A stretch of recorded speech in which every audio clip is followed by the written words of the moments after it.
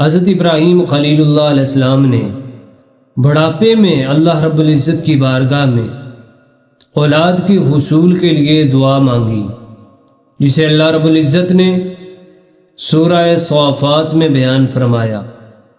آپ کی وہ اتنی پاکیزہ دعا ہے کہ اللہ تعالیٰ نے جسے قرآن میں صدیوں بعد بھی بیان فرما دیا اور قیامت تک امت مصطفیٰ اسے پڑھتی رہے گی۔ ارشاد باری تعالیٰ ہے جو حضرت ابراہیم علیہ السلام نے یہ دعا مانگی، ربی حبلی من الصالحین، الہی مجھے نیک بیٹا عطا فرما۔ انبیاء کرام اولیاء اعظام وہ جب بھی حصول اولاد کے لیے دعا کرتے ہیں تو وہ یہ دعا کرتے ہیں، یا الہی ہمیں نیک صالح اولاد عطا فرما، چونکہ جو نیک اولاد ہے وہ صدقہ جاریہ ہے، اور جو نیک اولاد نہیں وہ فتنہ ہے۔ انما اموالکم واولادکم فتنہ، جو مال اللہ کی راہ میں خرچ نہیں ہوتا اور جو اولاد نیک نہیں تو وہ فتنہ ہی فتنہ ہے۔ تو حضرت ابراہیم علیہ السلام نے دعا مانگی کہ الہی مجھے نیک صالح بیٹا عطا فرما، تو اللہ تعالیٰ نے آپ کی دعا قبول فرمائی۔ اللہ رب العزت اپنے محبوبوں کی دعاؤں کو قبول فرماتا ہے، اور ارشاد فرما دیا فَبَشَّرْنَاهُ بِغُلَامٍ حَلِيمٍ، تو ہم نے اسے عقل مند لڑکے کی خوشخبری سنائی۔ یعنی اللہ تعالیٰ نے حضرت ابراہیم علیہ السلام کو اسماعیل علیہ السلام سے نوازا۔ حضرت اسماعیل علیہ السلام دانا عقل مند، اللہ تعالیٰ نے اسماعیل علیہ السلام حضرت ابراہیم علیہ السلام کو عطا فرمائے۔ فَلَمَّا بَلَغَ مَعَهُ السَّعْيَ، پھر جب آپ کے ساتھ کام کے قابل ہو گئے، یعنی حضرت اسماعیل علیہ السلام حضرت ابراہیم علیہ السلام کے ساتھ کام کے قابل ہو گئے، یعنی بلوغت تک پہنچ گئے، تو اللہ رب العزت کی طرف سے بیٹے کی قربانی کا حکم ملا۔ حضرت ابراہیم علیہ السلام نے 8 ذو الحجہ کو خواب میں دیکھا کہ کوئی یہ کہہ رہا ہے کہ تمہارے رب نے تمہیں اپنے بیٹے کو ذبح کرنے کا حکم دیا۔ پھر آگے 9 ذو الحج کو بھی یہی خواب دیکھا، پھر 10 ذو الحج کو بھی، یعنی 3 دن لگاتار آپ نے یہ خواب دیکھا۔ اور انبیاء کا جو خواب ہوتا ہے وہ حجت ہوتا ہے، وہ وحی الہی کا حصہ ہوتا ہے، یعنی اس میں شیطان کا کوئی عمل دخل ہو ہی نہیں سکتا، نفس کا کوئی عمل دخل ہو ہی نہیں سکتا۔ تو یہ اللہ تعالیٰ کی طرف سے خواب تھا۔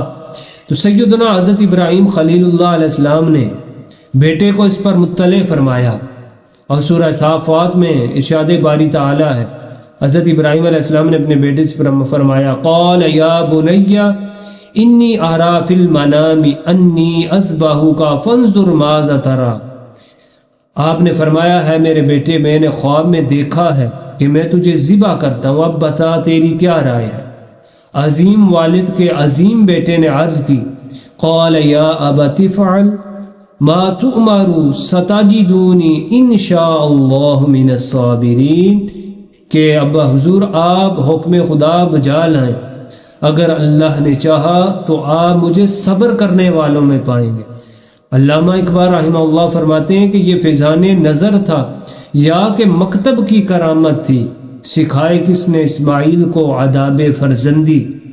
جب باپ ذبح کرنے بیٹا ذبح ہونے کو تیار ہے، اور فلما اسلما وتلہ للجبین، جب دونوں نے اپنی گردن اللہ کے حضور جھکا دی اور بیٹے کو پیشانی کے بل لٹایا، تو وَنَادَيْنَاهُ أَن يَا إِبْرَاهِيمُ، اللہ تعالیٰ کی طرف سے یہ ندا آئی کہ ہے ابراہیم آپ نے اپنا خواب سچا کر دکھایا، قَدْ صَدَّقْتَ الرُّؤْيَا إِنَّا كَذَلِكَ نَجْزِي الْمُحْسِنِينَ، بے شک آپ نے اپنا خواب سچا کر دکھایا، ہم مخلصین کو ایسا صلہ دیتے ہیں۔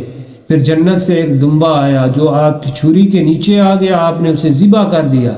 تو اس طرح سیدنا حضرت اسماعیل علیہ السلام ذبیح اللہ، آپ ذبح ہونے سے بھی بچ گئے اور آپ کو ذبیح اللہ کا لقب بھی مل گیا۔ یعنی سیدنا حضرت ابراہیم خلیل اللہ علیہ السلام پر طرح طرح کی آزمائشیں آتی رہیں، تو آپ ان آزمائشوں میں اللہ تعالیٰ کے فضل سے کامیاب ہوتے چلے گئے، اور پھر واتخذ اللہ ابراہیم خلیلا، اللہ تعالیٰ نے آپ کو خلیل اللہ کا منصب عطا فرما دیا۔ اللہ تعالیٰ سیدنا حضرت ابراہیم، سیدنا اسماعیل انبیاء کرام علیہم السلام کے روحانی فیوز و برکات ہم سب کو عطا فرمائے۔ وآخر دعوانا الحمد للہ رب العالمین۔